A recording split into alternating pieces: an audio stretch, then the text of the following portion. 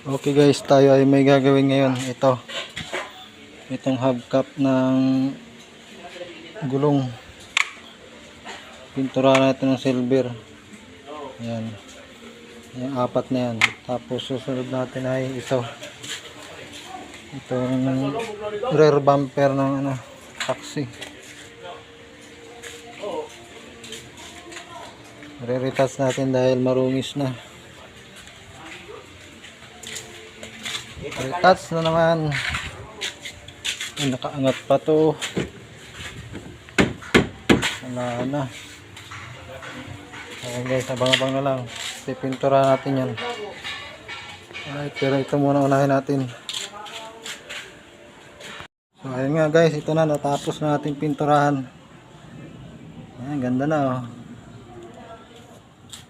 Wow, ganda na ng hubcap. Hubcap ang tawag dyan guys. Ito ay tinatakip sa gulong. Takip ng gulong. Parang ganito. Alright.